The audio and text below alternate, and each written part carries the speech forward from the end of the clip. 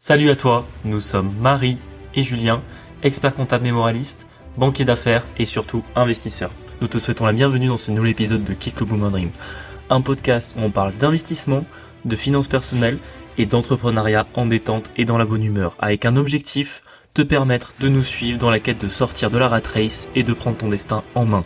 Grâce à nos expériences pro et à notre vie d'investisseur, nous te donnons les conseils qui nous ont permis d'avancer dans la construction d'un patrimoine immobilier et financier, principalement cryptoactif.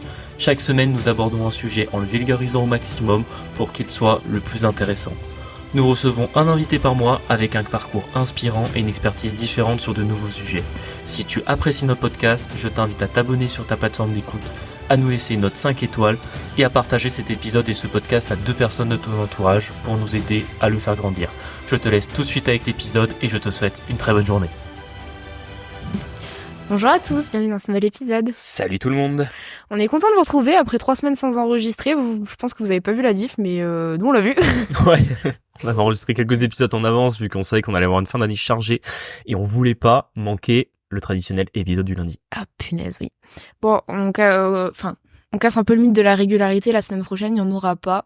Exceptionnellement, parce que le Boomer Dream est en vacances. Bah ouais, puis on sera entre Noël, Nouvel An, vous mangerez du foie gras, vous serez en train de vous remettre de la cuite au champagne de la veille avec votre grande tante, donc on s'est dit que c'était peut-être pas le moment de faire un épisode, vous aurez pas le temps de l'écouter ou quoi, donc c'est pas grave, on se reverra au tout début de janvier pour la traditionnelle semaine de rentrée. Exactement. Cette semaine, un épisode pas technique, genre c'est plutôt du racontage de vie, je pense. On va faire des booms anecdotes quand même parce que franchement depuis 3 semaines on vous en garde un petit paquet sous le coude. Ouais, là pour le coup des fois on est là un peu en train de gratter les fonds de tiroir en mode il s'est pas passé grand chose d'intéressant à raconter cette semaine. Là pour le coup il s'est pas passé des giga dingueries mais on a quand même pas mal de trucs assez drôles ou assez sympas à vous raconter. Et puis surtout c'est l'heure de faire notre bilan de l'année 2024 et puis vous nous avez suivis tout au long de cette année parce que 2023 on avait commencé les épisodes à peu près à la moitié, donc vous nous aviez suivi que sur la moitié de l'année 2023. Là 2024 vous l'avez vu en entier, mais bon je pense que c'était intéressant de revenir sur certains points qui l'ont marqué pour que vous voyez un petit peu la vie d'investisseur IMO, et puis aussi ça a été une grande année de transition pour nous. Vous devez l'entendre à notre voix, on a plus d'énergie que d'habitude, on est bien et on le sera dans l'épisode bien plus positif. On est bien. En fait ça y est, on a quitté notre job. Ça y est, c'est fini. Ouais, c'est fini. On a fini c'est ciao. On a fini le game du salariat et franchement ça fait plaisir. Ouais, c'est un soulagement, putain. Vraiment c'était long. Commençons. Première boom anecdote, on s'est mariés officiellement, enfin religieusement. On était déjà mariés pour la République depuis le mois de septembre. Ouais. Et là on a fait la giga fiesta avec nos potes principalement. Enfin pour ceux qui y étaient du coup le savent, mais pour les autres, nous il y avait pas de vieux en fait. Vraiment, il y avait que nos parents et c'est tout d'ailleurs. Si mon oncle et ma tante qui se sont pointés, mais vraiment sinon c'était que des jeunes, c'était un mariage de jeunes et franchement on est super contents du mariage qu'on a eu. Nous on s'est vraiment bien amusés, c'était très émouvant et ça nous a permis de clôturer l'année, de fêter et le mariage mais surtout cette fin d'année qui est importante pour nous. Ouais, et en plus, je voudrais faire une petite dédicace à notre ami Charles, qui a été traiteur du mariage et franchement qui nous a régalé et qui est reparti avec rien du tout. Parce que comme tu disais juste avant qu'on a fait un mariage de jeunes, normalement dans un mariage, vous avez les personnes âgées en général qui mangent un peu moins que les jeunes et forcément comme on était que des jeunes, j'avais prévenu qu'on allait tout démonter et effectivement, tout le monde s'est régalé parce que c'est un très très bon traiteur et il nous a fait plein de bonnes surprises et franchement, il est reparti, il restait rien, donc en même temps, ça fait plaisir de se dire que tout le monde s'est régalé. Ouais, grave. Donc voilà. Le mec qui retient de son mariage que la bouffe. Sa côte de bœuf là qu'il a tant voulu. C'était franchement une très belle journée et franchement ça m'a fait réaliser que ça peut faire une petite parenthèse je trouve de notre podcast. Je sais qu'on parle beaucoup investissement etc. et que des fois t'as des sujets un peu plus de société qu'on parle pas, mais le mariage faut qu'on en parle parce que c'est une organisation. Pour ceux qui sont déjà mariés ils le savent, pour ceux qui réfléchissent à se marier c'est une question qui se pose, mais des fois on se dit pourquoi tant d'énergie, pourquoi tant de... En plus, forcément, c'est quand même un certain prix, un mariage, c'est un certain budget. Enfin, on aurait pu acheter un immeuble encore plus gros. Non, je plaisante. Non, mais je veux dire, c'est plein de questions qu'on se pose de est-ce que ça vaut vraiment le coup de faire une grande fiesta pour le mariage, etc. Franchement, maintenant que c'est fait, j'ai aucun regret. Je trouve que tout était parfait. C'est un moment de la vie qui est ultra important. Et je trouve qu'au final, tous on travaille, on met de l'argent de côté, etc. Je pense que c'est pour s'offrir des journées comme celle-là, où vraiment il y a tous les gens qui comptent pour vous, qui sont présents et qui sont vraiment des journées qui marquent votre vie. Moi honnêtement, je m'en souviendrai comme un des plus beaux jours de ma vie. C'est pas que pour te saucer parce que t'es présente dans l'épisode, même si effectivement je gagne des points. Non, j'ai ça en rigolant, mais vraiment ça a été une journée incroyable et franchement, ouais, si vous réfléchissez à faire une grosse fiesta pour votre mariage, franchement, si vous pouvez vous le permettre, faites-le parce que ça a pas de prix. Peut-être un petit warning, vous endettez pas quand même pour une journée comme celle-là, Non, parce que franchement, sinon vous allez traîner longtemps, alors que nous on a l'avantage de pouvoir. On a été un petit peu stressés les derniers temps avant le mariage, parce qu'on a eu, et vous le verrez dans cet épisode, tellement de soucis qui nous ont coûté des ronds cette année qu'on arrive un peu aux abords du mariage avec beaucoup moins d'oseille qu'on pensait en avoir. Mais ça y est, là c'est fait, tout est payé, on est bien. On est bien, franchement. Ouais, non, moi j'ai eu un petit mental breakdown 2 jours avant. Genre je suis née dans les bras de Julien en mode je sais pas pourquoi on a fait ça. Mais en fait au final c'était bien, vraiment c'était bien. On a fait un mariage quand même assez simple, on n'était pas énormément non plus, on était 60. Ouais, mais ça permet de mettre plus de budget par personne aussi. C'est ça, et du coup je pense qu'on a fait un truc assez quali quand même. Et bon après on habite dans le sud donc c'est vrai que il y a des endroits vraiment sympas. Et voilà, vraiment sans regret. Ouais. Et puis attends, faut le dire parce que ouais, là tout le monde va se dire mais attends, ils se sont mariés en hiver, on s'est pas mariés dans les îles. On s'est bien mariés en France, alors certes dans le sud, mais voilà, on a tenté le pari du mariage d'hiver pour plein de raisons et dont la principale qui était ça permettait aussi de fêter notre année et la fin une transition dans notre vie qu'on avait fixée au 31-12 et franchement aucun regret de l'avoir fait l'hiver, on a eu de la chance, on a eu du beau temps, on a eu un petit 13 degrés avec du soleil l'après-midi, donc franchement ça c'était top et donc voilà, des fois il y a des paris qu'on fait dans l'année et des fois l'univers nous rend un peu. Ouais, sachant qu'ils étaient vraiment dégueulasses la veille, j'étais là. Ouais, la veille on faisait les préparations sous la pluie, c'était froid, on était là en mode putain quelle idée, pourquoi on l'a pas fait en juin. Du coup, ouais, c'était le mariage, c'était vraiment bien. Là, on était pendant 2 jours, on était là, on a sur notre planète mariage, on était là, c'était vraiment trop bien. Donc vraiment, si vous voulez le faire, faites-le. En vrai, c'est sans regret. Ah, et dernier point sur le mariage, et ça faut le dire aussi, c'est qu'on a pris un coaching 3 semaines avant le mariage, et tant franchement, mieux. aucun regret de l'avoir fait, parce que des fois on peut se dire ouais, est-ce que ça vaut la peine, machin, etc.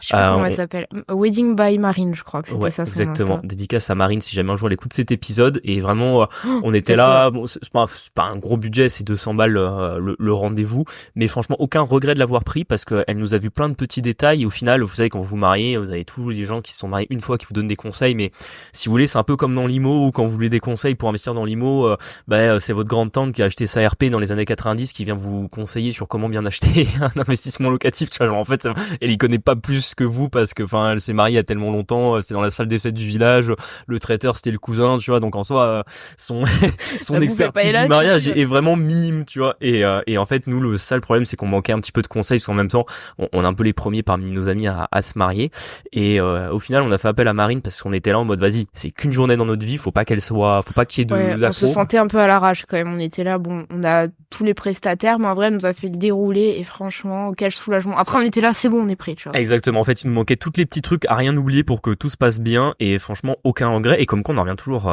au même, c'est que tu vois l'expertise, enfin franchement finalement on a payé 200 balles le coaching, je pense que 500 € ça les aurait valu aussi. Ouais, grave. Parce que en fait tu veux passer la plus belle journée de ta vie, tu mets plusieurs dizaines de milliers d'euros dedans, tu veux pas avoir tu veux pas te rater quoi. Ouais, ça tu veux pas te rater, oublier un truc ultra important et comme quoi on en revient toujours au même, c'est que ça vaut le coup de faire appel à un expert dans un domaine en tout cas. Ouais.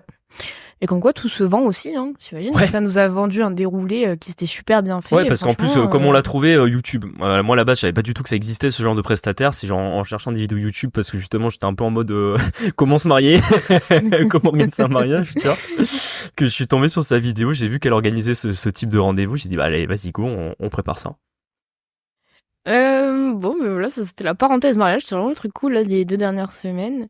Autre cool, départ du crédit qui bricole. On peut enfin le dire du coup. On peut enfin le dire. Je l'avais tu dans ce podcast jusqu'à aujourd'hui. Là, c'est la journée des révélations. On vous a dit qu'on s'était mariés, on vous a dit qu'on quittait nos tafs, pardon. Je vous donne même le nom de la banque dans laquelle je travaillais parce que maintenant ça y est, c'est fini. Je travaillais au Crédit Agricole jusqu'à aujourd'hui. Très bonne banque, hein, ceci dit. Enfin, c'est quand même une 10e banque mondiale. Ça reste une banque. Je crois que c'est la banque d'un Français sur 3, un truc comme ça. Le mec est en train de la vendre alors qu'il travaille plus, tu vois. Mais bon, bref. En tout cas, voilà. Dans la région, en tout cas, elle est vachement présente. Oh, partout en France. Hein. Il y a des petits endroits où c'est allé moins, mais globalement en France. Moi, j'aime bien votre appli, en vrai. Je trouve qu'elle est ultra fonctionnelle. Bah, c'est vrai qu'il y a des trucs qui marchent pas du tout, mais il y a des trucs qui marchent et notamment l'appli pour les clients fonctionne bien. Ouais. Donc, soulagé? Franchement, mais on n'imagine pas à quel point ça va vite. C'est-à-dire qu'en vrai, je suis arrivé, j'ai arrêté le 10 décembre et j'étais tellement épuisé. Enfin, vraiment, j'en étais au point où genre j'avais des absences dans la journée tellement j'étais épuisé de tout ce qu'on avait à faire, la pression, etc., de la tête remplie de charges mentales diverses et variées, que je me suis dit, il va me falloir un mois pour m'en remettre. Et vraiment, 48 heures après, j'avais l'impression qu'il s'était passé un mois. C'est vrai. Vraiment, j'avais le trup de 48 heures après. Je me m'étais jamais senti aussi reposé de toute ma vie. C'est-à-dire vraiment des fois, ça vous l'a déjà fait, vous prenez des vacances de votre taf et vous y retournez à la rentrée, vous avez l'impression que, enfin, en fait, ça vous a servi à rien, vous revenez pas reposé, en fait. Et là, j'étais tellement fatigué que je me suis dit, il va me falloir vraiment longtemps pour revenir reposer. Et juste le fait de savoir que c'est fini et qu'on n'y retourne plus, incroyable. Vraiment, mon énergie, elle est repartie. Dobby est libre. Exactement. Ils t'ont donné ta chaussette, ça. C'est tout à fait. Non, mais surtout qu'en plus, j'étais c'est pas négatif, mais je veux dire, j'avais du mal à voir les choses de manière positive. De manière positive, on va dire, les derniers mois. Et vraiment, 2 jours après, ça y est, j'étais à nouveau la vie rose, quoi. Ouais. Bon, moi, j'ai un peu moins l'effet, là, parce qu'à l'heure à laquelle je vous parle, c'était vendredi. Entre-temps, Julien m'a exploité, donc pas trop l'effet pour l'instant. Ouais, le lendemain, si vous voulez, elle a arrêté son taf vendredi et samedi matin, on devait aller déménager des meubles dans un de nos derniers investissements. Du coup, je l'ai exploité un petit peu, donc malheureusement, elle a pas pu trop se reposer. Mais bon, déjà, tu dois le sentir, là, ça fait 2 jours. Déjà, je vois ton visage, t'as récupéré des couleurs, t'as meilleure mine, enfin, c'est bien. Merci bébé. Du coup, bon, moi aussi, du coup, c'était le départ vendredi. Et franchement, voilà, même à la fin, j'étais là. Bon, je suis partie à 16h, je crois, au lieu de 17. Ils m'ont quand même fait monter à Paris pour ma dernière semaine. Mon patron était pas au courant, en fait, que vendredi, c'était mon dernier jour. Mais j'étais, Non, mais son patron est tellement à la ramasse, je vous jure, c'est un truc de fou. Déjà, elle a été super cool parce que ils t'ont fait quand même déplacer à Paris, faut le dire. À un moment donné, c'est pour compter des factures. Je voulais, oui. Bah oui. Enfin, je veux dire, en soi, on est en 2024, si vous voulez, vous avez ChatGPT, et puis vous avez des boomers qui envoient leurs salariés Bac+8 compter des factures à Paris, quoi. C'est vrai. Bah écoute, tant pis pour eux, hein, mais c'était un peu fatigant quand même si sur le coup, je sais que j'aimais pas monter à Paris, en fait, c'était pas la première fois que j'y allais. Franchement, je suis sur une cliente qui est assez exigeante et franchement, c'est inintéressant, en fait. Je fais de la revue de charge, vraiment. Ouais, mais tu vois, encore, je suis désolé de revenir sur ce point-là, mais je pense que c'est important de le dire, c'est-à-dire que c'est pas forcément le fait de monter à Paris, parce qu'en mode, je sais pas moi, tu monterais à Paris pour, je sais pas, tu serais commercial pour signer un giga contrat, un truc ultra important, tu vois, ou faire une réunion qui permet d'avoir une décision stratégique. Là, ça peut valoir le coup de monter à Paris. Franchement, monter à Paris parce qu'en fait, la secrétaire de ta cliente, elle est pas capable de trier des factures. Je suis désolé, c'est pas une raison suffisante pour que tu t'absentes une semaine, quoi. Ouais, bon, moi je savais que c'était la fin de toute manière. Ça faisait partie un peu de la négo de la rupture conventionnelle. Faut savoir quand même que même vendredi, je me suis dit quand même parce qu'il m'a dit ouais. Du coup, je lui ai dit ouais, bah c'est mon dernier jour. Il était là, ah bon? Il m'a dit c'est vrai que j'ai vu ta feuille de congé passer, mais j'ai pas capté que c'était aujourd'hui ton dernier jour. Bah j'étais bah si du coup bon. Dehors debout. Bonne soirée, tu vois. Et vraiment, je me suis dit quand même je voulais absolument ma rupture conventionnelle. Du coup, j'ai dit oui à beaucoup de choses. Genre, ils m'ont quand même fait sauter un demi-mois de salaire en novembre. J'ai dit ok pour Paris. J'ai traité les derniers bilans qui étaient pas censés être pour moi. J'ai géré les merdes jusqu'au dernier moment et tout. Et là, il m'a dit ouais. D'ailleurs, pour la sous-traitance, en janvier, j'étais là. Oula, fouf. Je sais pas, écoute, on se tient au courant parce qu'en fonction de l'activité, je serais peut-être pas dispo. Mais je me dis, mais encore, il veut en plus que je revienne sur faire la compte. Il est fou, lui. C'est que tu sois esclave de niveau 3, c'est-à-dire collaborateur libéral, non, quoi. Mais c'est ça, en plus, il va me payer 90 balles de l'heure, ça va pas, quoi. Donc, voilà. Bien contente que ce soit fini. Et je pense que s'il m'appelle, je réponds pas. Je dirais que je suis pas là. Voilà. Putain, autre truc giga cool, ça c'était vraiment la bonne nouvelle de décembre. On a acheté un truc en 3 mois et on a réussi à le louer. Ouais, et en plus, je voulais vous dire, on n'a pas acheté genre un petit appart qui était déjà prêt à être loué. On a acheté une de nos plus grosses acquisitions, alors pas en termes de montant ni de loyer, mais en termes de loyer pour un seul locataire. Exactement. C'est-à-dire qu'on avait acheté 300 mètres carrés de bureau et enfin de bureau, ça pouvait être on va dire, ça pouvait être soit un grand local d'activité commerciale ou de bureau et c'est pas qu'on était un peu stressé, mais forcément vous imaginez sur un bien comme ça qu'on a payé dans les 250 000, le souci c'est qu'on se retrouvait quand même avec un crédit de 1 700 par mois. Ouais, c'est 1 700. Le truc c'est qu'en plus on a signé fin novembre et en fait première échéance 10 décembre. 10 décembre. Là. Exactement, sachant que si vous avez suivi jusqu'ici, en fait, ça arrivait pile au moment où on devait se marier, où du coup on a dû faire l'apport du bien juste avant notre mariage. Ça fait partie un peu des raisons. En plus, l'apport qui était plus élevé que ce qu'on avait anticipé. Bon bref, on va pas rentrer dans ces calculs d'apothicaire, mais voilà, pour vous dire qu'on n'était pas très bien. Et c'est des fois dans la vie on peut avoir un peu de chance. J'avais mis l'annonce, ça faisait 1 semaine qu'on avait les clés. On avait aucune touche, parce que des fois ça nous arrivait d'avoir des touches avant de signer chez le notaire. Là on avait vraiment aucune touche. J'étais un peu inquiet parce qu'en plus on va pas se mentir, décembre c'est pas un mois où les gens que ce soit pour les appartements ou les locaux commerciaux, tu démarres pas une activité en décembre. Et j'étais un petit peu inquiet. Et au final, je reçois un appel, un gars super sympa qui cherche des locaux. Alors, c'était pas sa boîte à lui il est simplement des managers de la boîte. Et c'est une grosse association dans le domaine de l'insertion professionnelle. Donc, vous l'aurez compris, un truc qui vit d'argent public, qui est intéressé par les locaux, qui sont venus visiter. Ça lui a plu, ils étaient pas sûrs qu'ils les prenaient parce que c'était plus grand que ce qu'ils recherchaient. Et là, on a dû croiser les doigts pendant 4-5 jours juste avant le mariage pour savoir si ils nous prenaient les locaux. Et finalement, ils les ont pris. Et c'est une excellente nouvelle parce qu'on sait que, franchement, avec ce type de locataire, alors faut toucher du bois, mais sur avoir des problèmes. C'est un organisme de formation. J'ai vu leur bilan, ils font plusieurs millions d'euros de chiffre d'affaires par an, il y a peu de chances qu'on ait des soucis, c'est quand même un loyer à 2900 € par mois. Et franchement, on est super contents, j'ai fait l'état des lieux avec eux, on est dimanche, je l'ai fait mercredi. Donc franchement, c'est top, ça fait partie des très bonnes nouvelles de la fin d'année qui font que, ça y est, on est requinqué, on est à la fin un peu de tous les problèmes qu'on vous avait un peu racontés ici et là dans les épisodes précédents. Ouais. Un petit point crypto. Ça se passe en vrai pour l'instant. Ça a pris une claque là, je crois. On est combien j'ai pas vraiment ce putain. On est le 22.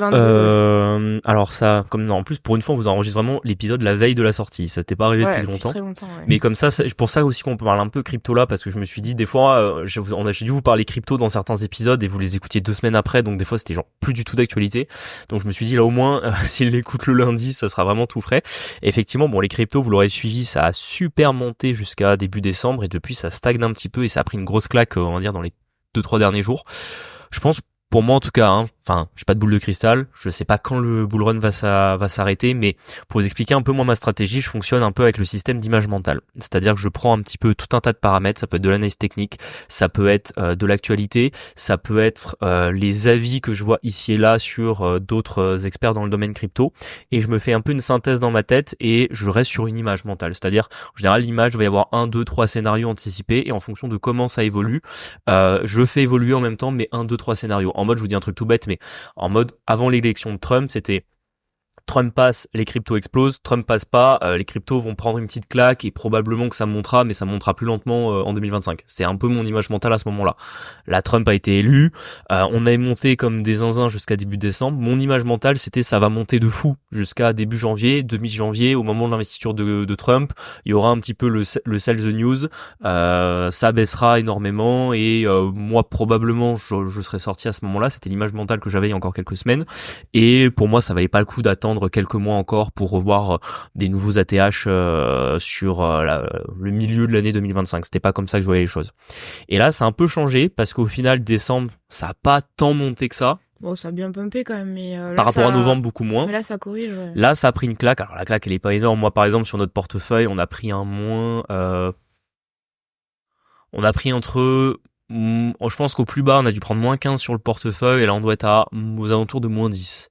Okay. Ça reste une claque, c'est pas non plus incroyable. Enfin, on reste largement en plus-value, surtout par rapport à il y a 2-3 semaines. Ouais. Et ça me change un petit peu mon image mentale où je me dis, au final, c'est pas une mauvaise chose qu'on souffle un petit peu ici, surtout que c'est pas non plus une respiration de 50%, c'est une respiration de 10-15%.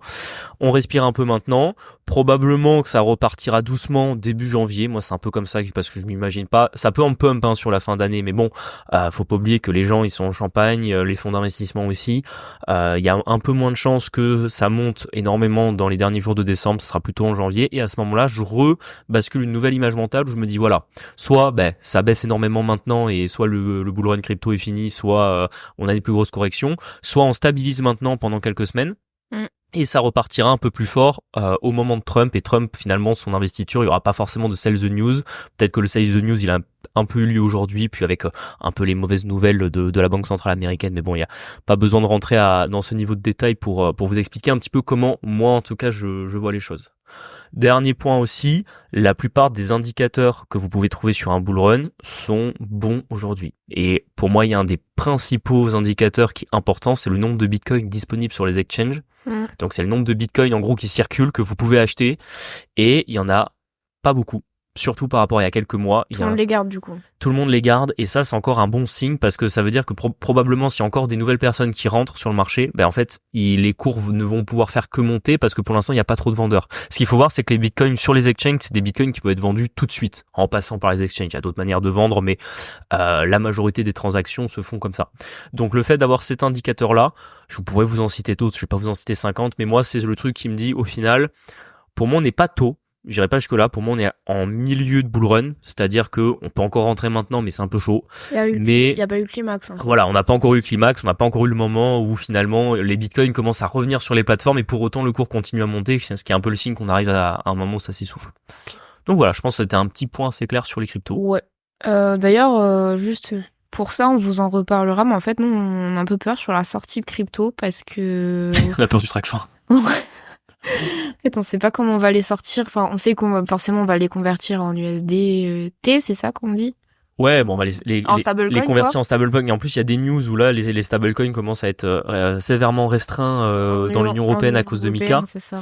Donc, je sais pas encore comment ça va se passer, mais le gros problème qu'on a, c'est même pas ni une question de fiscalité ni rien, c'est simplement que les banques. On va prendre un track fin, quoi.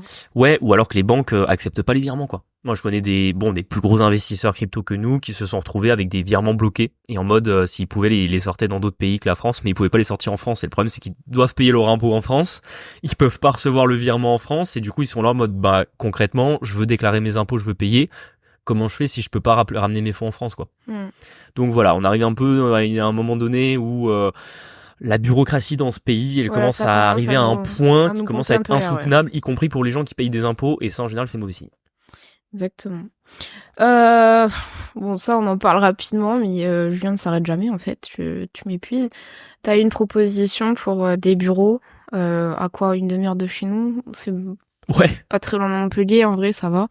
Mais je raconte? Oui, raconte. Allez, je raconte. Là, en ce moment on est en train de louer des bureaux dans une ville qui est à 40 minutes de chez nous.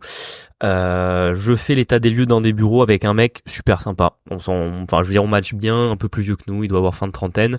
On fait l'état des lieux, on signe les papiers, etc. Et il me dit, lui, il a une boîte. Ça nous arrive jamais de parler avec nos locataires d'investissement précis quand même. Alors, ça arrive très rarement, ça faut le dire. Ça peut arriver, mais c'est vrai que ça arrive assez rarement. Mais voilà, on parle un peu d'investissement. Il a une boîte qui est plus ou moins dans l'immobilier, du coup on commence un peu à aborder le sujet. Il me commence à me poser un peu des questions, combien j'ai acheté, combien je loue, etc. Moi je réponds, alors dans ces cas-là, je suis pas très précis sur les réponses parce que quand je sais pas trop où la personne veut m'amener, c'est normal, on est un peu sur la défensive, c'est une réaction naturelle. Et il me dit, écoute, moi j'ai des bureaux. Il me donne il me donne la situation, la ville des bureaux, et me dit, nous on aimerait bien les vendre et on les brade parce qu'on veut s'en débarrasser. Là, mon cerveau commence à faire ding ding, il y a peut-être un truc à faire, tu vois. Là, il commence à me vendre tout son truc, il me sort les photos, il me sort les vidéos, et il me dit, voilà, on les vend 170 000. Ouais. Moi, je fais rapidement mon calcul dans ma tête, je me dis, ça me paraît déjà pas cher, mais vas-y, on va creuser. Il me donne la superficie, je crois qu'on est sur 180 mètres carrés, donc en vrai, surtout pour la ville, on est vraiment pas cher. Il y a aucun travaux, ça a été rénové il y a 4 ans, donc c'est en excellent état. Et en plus, il y a des places de parking avec.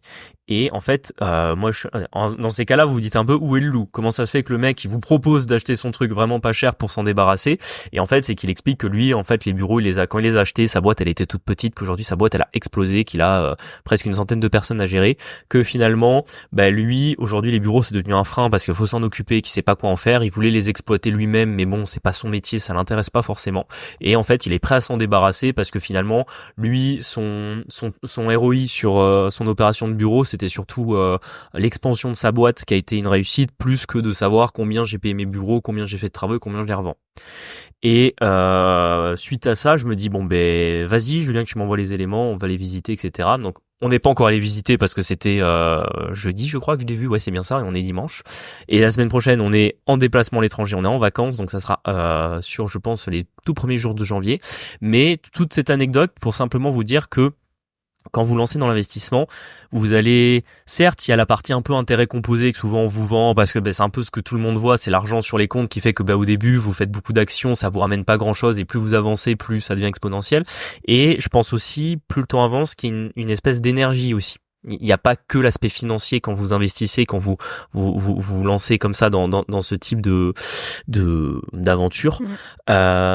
Vous dégagez aussi une certaine énergie qui fait qu'au fur et à mesure, vous allez faire des rencontres. Vous allez rencontrer des gens, alors pas forcément des amis, mais je veux dire, vous allez des fois voir comme ça des affaires qui vont vous venir, et ce type d'affaires nous vient aujourd'hui parce que maintenant ça fait longtemps qu'on est dans l'IMO, et parce que forcément quand on rencontre quelqu'un on fait tout de suite très professionnel parce que on connaît notre sujet maintenant.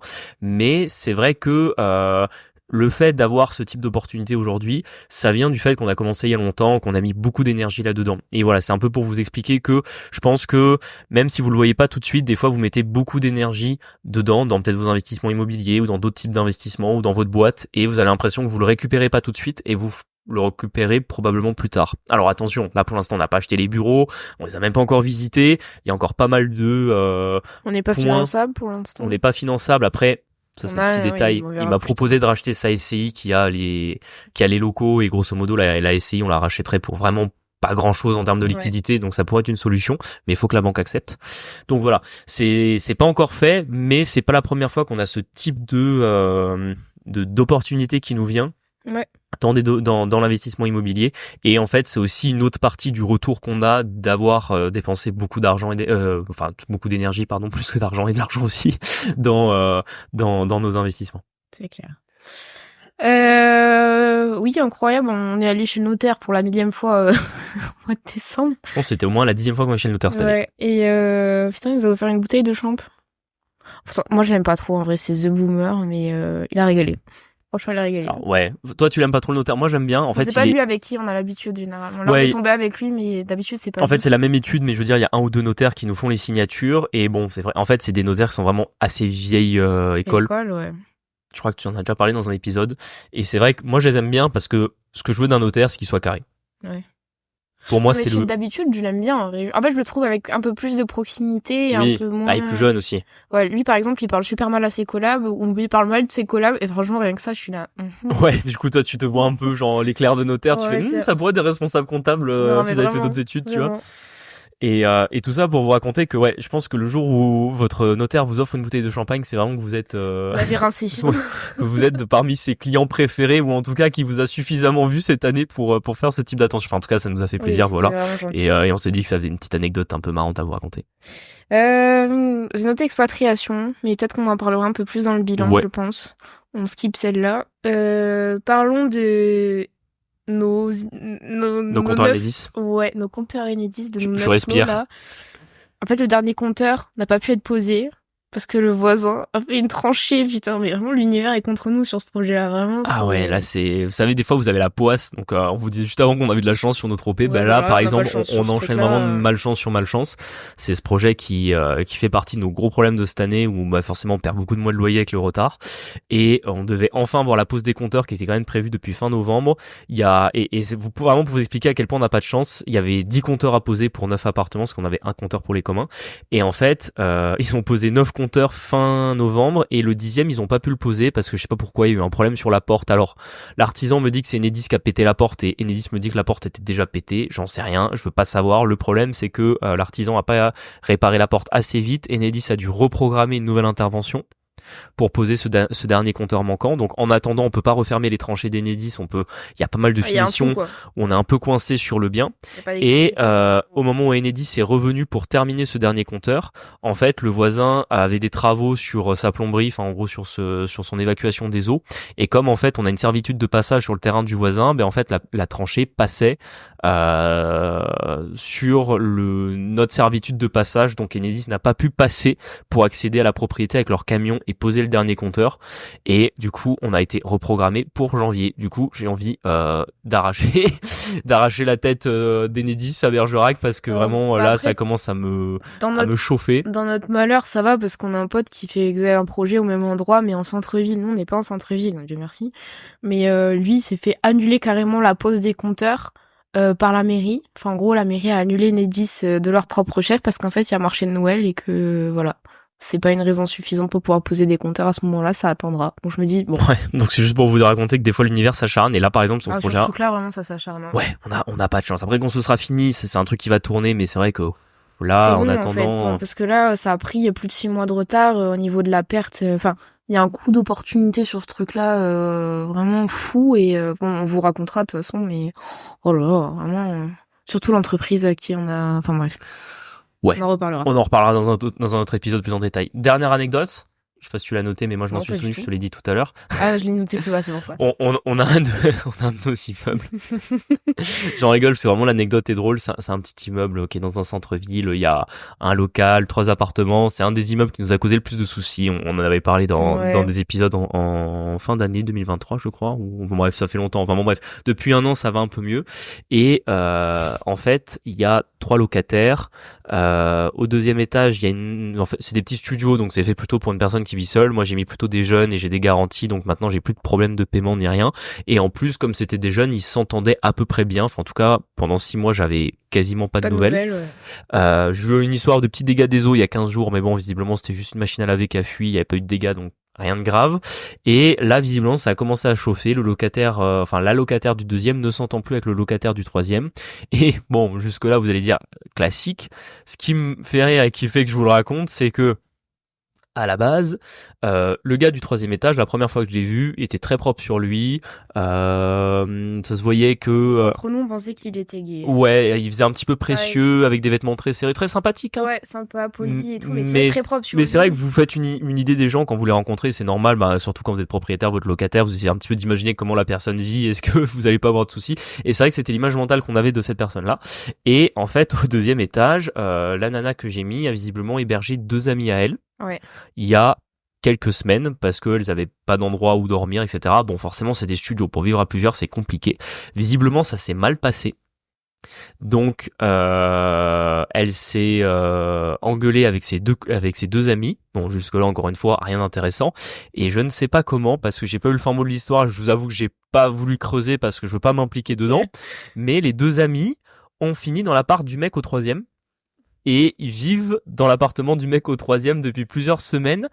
Et si vous voulez, c'est des studios. Donc en fait, on peut pas avoir d'intimité dans un studio. Donc forcément, je suis en train de me dire que finalement, lui doit vivre sa meilleure vie depuis 3 semaines. Elle pète les plombs. Et elle pète les plombs parce que du coup, ils font du bruit, quoi. Ouais, ils font du bruit. Du coup, elle m'a appelé pour demander qu'il fasse moins de bruit. Et moi, je suis là en mode, qu'est-ce que vous voulez que j'y fasse? Je vais faire passer le message et c'est tout ce que je peux faire, quoi. Et en fait, cette histoire est vraiment drôle parce que comme quoi on arrive vraiment, quand on pense tout avoir eu, on arrive toujours à être surpris. Là, franchement, j'avais jamais eu le coup d'une locataire qui héberge 2 autres nanas qui finissent dans l'appart du mec du dessus et qui visiblement font trop de bruit quand ils s'amusent, au point où la nana d'en dessous m'envoie des vocaux à je ne sais quelle heure du matin pour me demander qu'il en fasse moins. Enfin bref, je me suis dit qu'encore une fois c'était lunaire. Et voilà, je vous le raconte parce qu'elle est drôle et vraiment c'est comme quoi les gens vous surprennent, quoi. Ouais. Oh, punaise. Passons au bilan de l'année. C'est en 2024 vraiment. On a bien progressé mais on a souffert. Ouais, année compliquée quand même. On va pas se cacher, on en garde un souvenir pas terrible, à part le mariage. Ouais, après, moi, je le vois un peu comme, genre, c'était dur, mais d'un autre côté, c'était la dernière année où ça se passait comme ça, donc. C'est pas ce que tu me disais il y a 2 mois. Hein. Oui, alors, pourtant, j'ai pris du recul. Elle est en train de dire, ouais, bon, c'était un peu dur, mais bon, ça va, on a réussi. Il y a 2 mois, franchement, j'étais là en mode, t'inquiète, ça va bien se passer. C'est vrai. Déjà, on a commencé l'année. Pour ceux qui étaient déjà là, franchement, c'était, on était au bout de notre rush. On n'a jamais des fins d'année, des débuts d'année qui se passent bien. Genre, ça fait vraiment plusieurs années où, je sais pas, on enchaîne les galères à chaque fois. On s'était retrouvés avec celui qu'on a en LMNP. Donc l'immeuble juste avant, dont je vous parlais. Là où il se passe des choses insolites. Voilà. Ouais. Et en fait, il y avait plus aucun locataire. On avait un appartement à refaire. J'en ai injecté 10 000 balles, un truc comme ça. Ouais, je crois. À un moment où on avait pas spécialement envie de mettre 10 000 en tout, balles. Je crois que j'ai injecté entre 12 et 13 parce qu'en plus, il a fallu le remeubler. Si vous voulez, j'avais plusieurs mauvais locataires qui sont partis en même temps. Alors au moins c'est bien parce que ça permet de remettre de l'ordre dans l'immeuble. Le problème c'est qu'on a eu vraiment trop de problèmes. Il y en a un où l'appartement était vétuste, mais en même temps le locataire l'avait un peu ravagé. Du coup j'avais décidé de le refaire entièrement. On a fait faire une partie des travaux par des artisans, on a fait une autre partie nous-mêmes parce que en fait vu qu'on le finançait pas par un prêt et qu'on avait d'autres OP en cours. En fait il y avait le gros qui arrivait, on avait les frais de notaire. Ouais, on en fait 60K après. C'est ça, en fait on avait 70-80K à sortir pour d'autres opérations. Donc en fait on était là, franchement on peut pas se permettre plus de 15 000 euros dans dans cette opération. Il y avait eu un dégât des eaux en plus qui m'avait ravagé la cage d'escalier où l'assurance m'avait remboursé pas grand chose. Et là encore, je m'étais dit procès à l'assurance, etc. Finalement, des fois, tu te dis bon allez, je prends mes 1500 et j'en reste là. L'appartement du tout dernier étage, pareil, on avait dû refaire toutes les peintures, on avait dû le remeubler parce que la locataire était partie avec tous les meubles. Puis c'était sale en vrai, franchement. On avait dû énormément le nettoyer. 3 jours de nettoyage. Et l'appartement du premier, toi finalement, je pense que tu t'en souviens déjà plus, mais il y avait des cafards. Ah punaise, oui. Oh punaise, c'est vrai qu'on l'avait raconté. Ouais, j'étais sûr que toi tu l'avais oublié. On avait des cafards et vraiment ça a été un de nos pires problèmes parce qu'en fait on n'en voyait pas la fin. Franchement, ça faisait. C'est vrai que moralement c'était dur. En fait, si vous voulez, la locataire m'avait dit qu'il y avait des cafards et moi je lui avais envoyé un professionnel et en fait le professionnel m'a dit je suis désolé mais en fait votre locataire est tellement sale que je peux passer toutes les semaines mettre du produit anti-cafard, on n'arrivera jamais à s'en débarrasser. Et le souci, c'est que vraiment, là, vous êtes dans le cas en mode, en fait, votre locataire a des cafards, vous avez fait votre obligation de propriétaire de vous en occuper, et encore, d'un point de vue strictement juridique, c'est elle, parce qu'il n'y avait pas de cafards quand je l'ai mis dans l'appartement, donc visiblement, c'est elle qui manque à son obligation de maintien de l'état du bien sur la question des cafards. Moi, j'avais pris le truc en main, parce que comme j'ai les apparts du dessus, je voulais pas que ça contamine tout l'immeuble, et franchement, ça a failli contaminer tout l'immeuble. Je sais pas comment elle a fait pour vivre autant de temps là-dedans, vrai. C'est simple, sa douche, c'est un placard, donc à mon avis, il ne douchait jamais. Et pourtant, une nana de 20 ans. Des fois, on n'imagine pas, mais bon, quand ça pue dans le tram, dites-vous que c'est des gens qui se lavent jamais, en fait, parce que là, vraiment, c'est... Ah, mais dans l'immobilier, on voit parfois des trucs, enfin bon, bref. Et son appart, mais il était une odeur, je vous raconte. Enfin, ça sentait... En plus, les cafards, ça a un truc particulier, c'est que ça dégage une ça vit... Ouais, ça communique par phéromones, ces bêtes-là. Et en fait, ça dégageait une odeur nauséabonde dans l'appartement. C'est simple, juste après l'état des lieux, j'étais venu avec 5 litres d'eau de javel et j'ai vidé 5 litres d'eau de javel sur le carrelage. Ouais, mais ça pique un peu les yeux. Ouais, là pour le coup, je me sentais un peu comme un poilu en 14 avec le gaz moutarde, tu vois. Mais en même temps, je voyais tous les cafards en train de crever dans la javel, donc je me dis écoute, ça faut passer par là, tu vois. Non, mais c'était ultra démoralisant parce que quand vous pensiez qu'il y en avait plus, en fait, il y en avait encore. Franchement, d'un coup, vous voyez rien et puis d'un coup, il y a un petit truc noir qui se balade. Franchement, moralement, c'était dur. C'était dur. Je crois qu'on l'a raconté bien en détail, ce truc-là, dans l'épisode, c'est nos quatre grosses galères, je sais plus. Ouais, c'est ça, on l'a raconté. Et comment on s'en est sorti? C'est qu'à un moment donné, j'ai encore une fois, je suis devenu expert en cafard. Je commençais à regarder des vidéos YouTube de désinsectiseurs, qui étaient spécialisés sur le domaine. Et j'ai trouvé un produit, d'ailleurs, je vous le recommande, si un jour vous avez un problème de cafard, ça s'appelle le Goliath. Et effectivement, ce produit-là, c'est un produit allemand. Vous savez qu'en général, quand c'est allemand et que ça concerne des produits chimiques, en général, ils ont une certaine expertise dans le domaine. Du coup, on a mis le Goliath et en 3-4 semaines, c'était réglé. Ouais. Mais c'est vrai qu'on avait l'impression qu'on n'y verrait pas le bout. À un moment donné, en plus, il y avait du lambris au plafond. Ils avaient établi des nids dans le lambris. On a mis des produits vétérinaires. On a quelqu'un dans notre entourage qui est vétérinaire. Du coup, il nous a donné des produits qu'ils utilisent justement pour... Ouais, qui sont interdits à la vente aux particuliers. Non, mais vraiment. Et en fait, même les fogs et tout, il y a rien qui fonctionnait. Ouais. Vraiment, c'est des merdes, ces trucs-là. Ouais. Mais je veux même pas voir l'état du faux plafond. Bon, il y a un moment donné où j'ai fini par craquer. J'ai dit, écoute, on va faire péter le plafond. Ouais, non, je suis sûr, à un moment donné, je t'avais dit quoi? Je t'avais dit, on va faire déclencher un incendie et ça sera remboursé par l'assurance. Je vois pas de solution. Ne faites pas ça, c'est une mauvaise idée, mais à un moment donné, parce que surtout que ce qui se passait à ce moment-là, c'est qu'encore une fois, si on avait été en pleine forme et qu'on avait que ça aurait été. Julien avait vraiment un état de santé qui était déplorable. Et franchement, j'ai été malade quasiment pendant 1 mois et demi au début de l'année. J'ai fait une sorte de burn-out. On avait fait un épisode où j'en avais parlé où en fait, j'étais tellement épuisé que même si ma tête continue à vouloir avancer, en fait mon corps a complètement lâché. Et en plus je me disais putain mais il reste encore 1 an avant la fin de ce bordel, tu vois. Ça paraissait long. Et vraiment ça a commencé très mal l'année 2024. Ouais, après en plus moi j'ai commencé ma période fiscale, genre en janvier ça va, mais en fait à partir de février, laisser tomber dès que les comptables décembre sont faites, c'était le bordel, donc en plus à ça à gérer à côté, c'est vrai que c'était bien relou. Dans la foulée, on a signé nos 9 appartes là.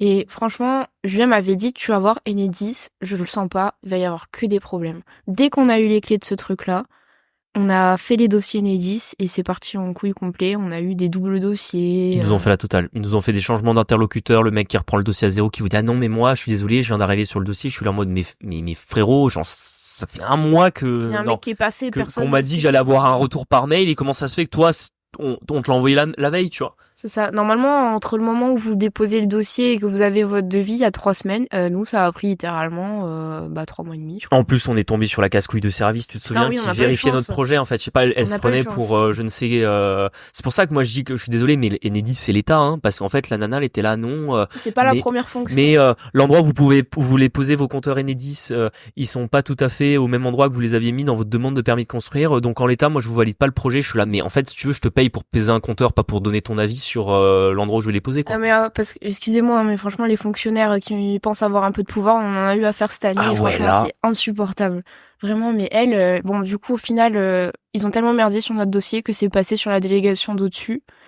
Et on les a toujours pas, en fait. Oui, enfin le problème c'est qu'en fait on était sur du coup on a signé en mars, on a tout de suite fait les démarches auprès d'Enedis, on a les premiers échanges de mails avec eux au mois de mars 2024 et on a dit il faut que les compteurs soient posés pour le mois de juillet. Ce qui est faisable. Ce qui est faisable. On n'était pas ambitieux. Et que tout le monde nous a dit ouais vous inquiétez pas de souci. Finalement la personne qui finit avec le dossier fin mai me dit ah ouais mais non en fait ça sera pas possible, vous les aurez pas avant septembre. Et moi, je suis là en mode, bah non, c'est pas possible, faut faire quelque chose. Et regardez, on est fin décembre. On les a toujours pas. On en a une partie. Oui, mais ça fonctionne pas. On n'a même pas la totalité et on n'a même pas encore pu mettre les necks. Les consuels sont pas passés. Enfin, bon, bref. Vraiment, ça, c'était bien merdique. Mais bon, j'ai eu des retours de d'autres investisseurs immobiliers. Tout le monde galère, en fait. Tout le monde galère avec Enedis. Et là, encore une fois, on en revient au monopole d'État et aux trucs qui fonctionnent pas bien, quoi. Mais moi, j'ai ma maman qui travaille dans la fonction publique et elle travaille dans un système de déchetterie, elle est RH, en fait. Et ils doivent ouvrir une nouvelle déchetterie pas très loin, dans son coin, en gros. Et là, je crois que ça a pris 6 mois de retard d'office, rien qu'à cause d'Enedis. Tu vois, ils ont aussi des travaux d'aménagement. Parce que, en plus, Enedis fait un peu comme il veut, c'est-à-dire il vient et en fait, la personne qui a monté le dossier en amont, en fait, au bout d'un moment, se déplace, même si le dossier a été validé en l'état, et là, ils vous disent, ah bah non. Genre là, ça va pas, ça va pas. Refaites des travaux et on revient après. Et franchement, ça, on l'a eu, mais plein de fois cette année, c'était insupportable. Putain, ça vraiment, je chouine quand je dis ça. Mais dans la foulée, on a eu la notification d'un arrêté d'insalubrité. Attends, tu vas trop vite. Quoi ? Bah, on a eu des galères sur le financement d'une de nos OP aussi. Ah oui, c'est vrai, on a mis combien de temps à le financer, celui-là ? Oui, on l'a visité. Donc c'est les bureaux que on est en train de louer et où j'ai fait un état des lieux là cette semaine. On l'a visité pour la première fois au mois de décembre 2023. Ah oui, pour ceux qui étaient déjà là, c'est celui à qui on a tenté une négo, d'abord Julien et moi, ensuite quelqu'un d'autre et de nouveau Julien et moi. Et où on a bien négocié le prix et qu'on fait une renta de 17%. Et c'est un forêt qui nous a laissé tous les meubles à l'intérieur. Ouais, bref, c'est un vieux boomer. Bon, ça c'est d'autres anecdotes. Mais non, là, le truc, c'est qu'on a mis longtemps. On a une offre acceptée au mois de janvier. On a signé le compromis, je crois, fin avril, quelque chose comme ça. Ouais, fin avril. Ouais. Et tout de suite, je suis allé voir les banques. Et en fait, on a pris refus sur refus. Et vraiment, je suis allé voir au moins 5 banques sur ce topé-là. Et il y en avait 3 qui nous avaient dit oui. 2 à des conditions vraiment mauvaises, et il y en a qu'une qui nous a fait des conditions qui étaient acceptables, on va dire, surtout sur la durée. Je vous avoue que le taux, je m'en foutais un petit peu, mais surtout sur la durée, à chaque fois, elle me proposait du 15 ans. Ouais. Et sur Topella, on voulait absolument du 20. Et finalement, on a réussi à trouver un de nos nouveaux partenaires bancaires avec qui on est encore en train de financer un projet actuellement. Et là, t'as déplacé tous tes comptes. J'ai déplacé tous mes comptes là-bas. On est en train de tout clôturer à la Société Générale parce que vraiment, c'est une des pires des banques. Enfin, franchement, je sais pas si vous êtes client en Société Générale, mais clôturez tous vos comptes parce que vraiment, c'est la pire banque française. Hein. Franchement, j'ai pas d'autres mots pour les qualifier. Enfin, franchement, Kerviel, non mais faut le dire, Jérôme Kerviel, il a rendu service à tout le monde en leur plantant 6 milliards d'euros parce que vraiment, c'est bref. Ouais, je dis ça un peu. Mais bon, à un moment donné, il faut dire les choses. Je suis très énervé contre cette banque parce qu'en fait... ils ont rien suivi alors que nous, on a... Ouais, et en fait, si tu veux, même clôturer les comptes chez eux, c'est compliqué, quoi. En fait, t'as un compte qui est toujours pas clôturé, je crois. Si, je crois que maintenant il est, mais bon, j'ai mis genre 6 mois à clôturer un compte, quoi. Ouais, enfin, vous vous rendez compte, genre à un moment donné, je mets le compte à 0, je dis clôturer le mois. Et les frais, ils continuent à s'accumuler tous les mois. Moi, maintenant, je leur dis, vous êtes bien sympa, mais moi, je vous ai dit de le clôturer en juillet. Là, on est en octobre. On a fait combien de lettres écrites pour dire oui, parce qu'en plus, ils vous font chier. Ah oui, c'est ça. En plus, ils sont absolument pas digitaux. Faut tout faire papier. Vous êtes obligé de faire un truc à la main, un manuscrit à la main, et que vous devez signer. Enfin bon, bref, j'ai l'impression d'être au Moyen-Âge bancaire avec leurs histoires. Et ces dossiers de financement, ça a été compliqué parce que ça nous a pris énormément de temps. Je faisais en moyenne 2-3 rendez-vous avec chaque banque, donc vous faites x5 banques, vous imaginez le nombre de rendez-vous. À chaque fois, il fallait renvoyer tout le dossier. Pour nous, on a un dossier, il y a à peu près 150 pièces jointes, et le truc qui doit faire en termes d'espace, je crois qu'il fait 30 émaux, quelque chose comme ça. Et à chaque fois il faut refaire les fiches de renseignement caution à la main. Enfin bon bref, c'était une prise de tête sans nom. Enfin vous aimez pas faire les dossiers bancaires. On a vraiment pas eu de chance. J'ai l'impression qu'on avait des interlocuteurs qu'on avait rien à foutre si c'était pas une RP. À chaque fois ils essayaient de nous faire passer le truc sous une RP, mais en fait ça coinçait au niveau des validations de crédit parce que ça l'était pas. En gros, on éclatait à chaque fois les taux d'endettement, ce qui est normal. Mais vraiment, on a eu que des mauvais interlocuteurs et des gens qu'on avait rien à faire, en vrai, pour le coup. Il y en a même une qui t'a fait venir, je sais pas si tu te rappelles. Ouais, il y en a une vraiment, j'avais rendez-vous avec elle et genre, elle m'envoie un mail 20 minutes avant. Ouais. En fait, désolé, ça sera non. Julien se pointe et il dit vous me recevez même pas, et elle dit non, je vous envoie un mail. Et elle m'a dit vraiment ça dans l'accueil de la banque. Alors là c'est vraiment le moment où j'étais en mode ravale ta fierté et barre-toi parce que de toute façon c'est que des enculés, on va dire les termes, et en fait j'avais pas de temps à perdre à taper scandale etc. Mais à un moment donné moi-même je suis en plus, vous imaginez, parce que quand c'est un peu, imagine t'es médecin et t'es mal reçu par un autre médecin, tu vois, j'ai quand même banquier privé pendant plusieurs années, et on me reçoit de cette manière-là, mais je veux dire, mais même les clients que j'aimais le moins, je les recevais pas aussi mal que ça, alors qu'encore une fois, cette dame-là, j'ai été extrêmement respectueux, et je veux dire, on avait un bon terme, c'est ça, en plus, on avait un bon terme, oui, je lui ai envoyé tout le dossier, j'ai été carré, et en fait, elle prend même pas le temps de me recevoir dans le bureau pour me dire, pour me donner un refus de financement, quoi. C'est con parce que vous faisiez partie du même groupe, hein, quand même. Qu'est-ce qu'il y a? Vous faisiez partie du même Oui, groupe. en plus, ouais, maintenant je peux balancer les blazes. C'était le LCL. Bah là, pareil, le LCL. Alors non, le LCL, faut pas dire que c'est une mauvaise banque. Ils sont pas si mauvais, mais en tout cas, cette dame-là et son agence, je m'en souviendrai, quoi.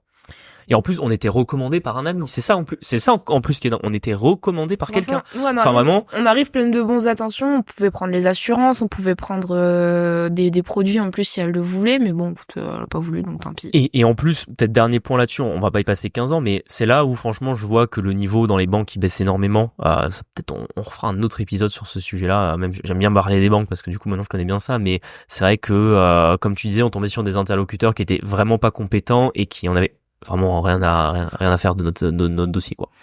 Exactement. Bon, du coup, je repars sur ma notification d'arrêt d'insalubrité. Et ça, vraiment, moi, sur le coup, j'étais pas si inquiète que ça. Et Julien, il était au bout du rôle. Il était là, putain, tu te rends pas compte et tout. En fait, ce qui s'est passé, c'est que cet appartement, on voulait le vendre, en fait, pour la fin de l'année. Il y a le locataire dedans qu'on a depuis toujours, en fait. On l'avait acheté comme ça.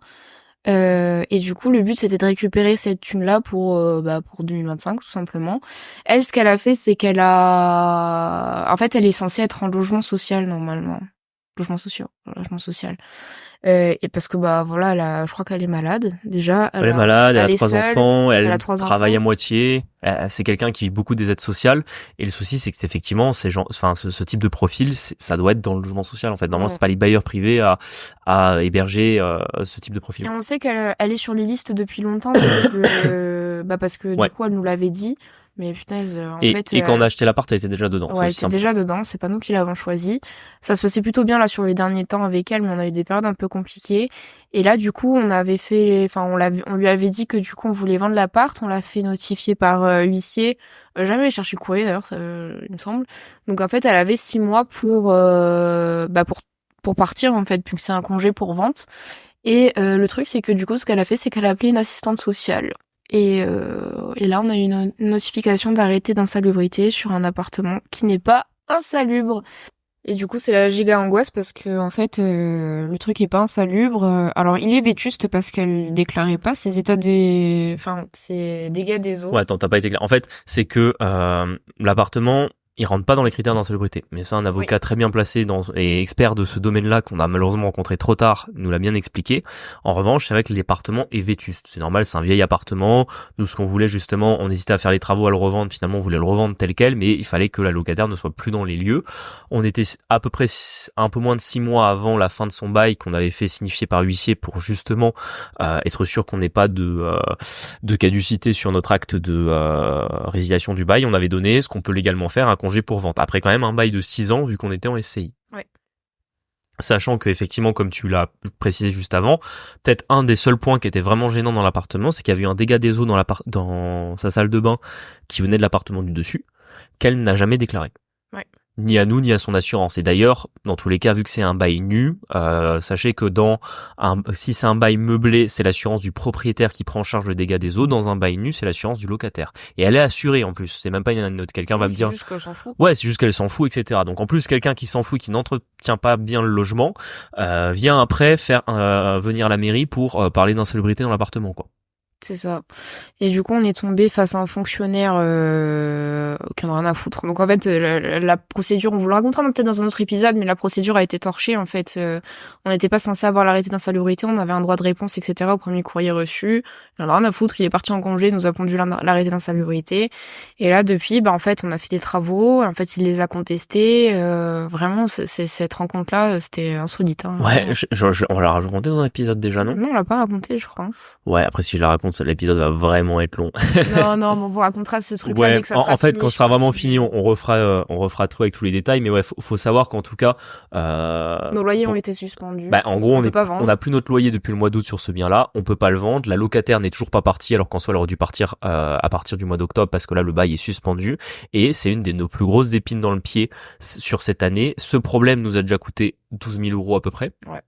Et sincèrement, si on n'avait pas eu un parc locatif tel qu'on a aujourd'hui d'une 50aine de lots, franchement c'est un genre de truc où ça peut vous mettre mais dans une galère financière sans nom. Ouais. Vraiment c'est et en plus faut bien imaginer, mais bon ça on le réexpliquera dans le détail parce que je pense que ça fera vraiment un épisode qui sera riche en savoir pour ceux qui l'écouteront, que vraiment quand l'État vient vous titiller sur l'insalubrité dans un appartement, vraiment c'est franchement aller braquer une boulangerie, ça sera moins grave, quoi.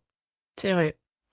Et en fait, ça nous remet un peu en perspective, pas notre avenir en France, mais en fait, on a eu tellement d'emmerdes avec l'État cette année, de choses où en fait, j'ai même pas l'impression qu'on soit en tort, tu vois.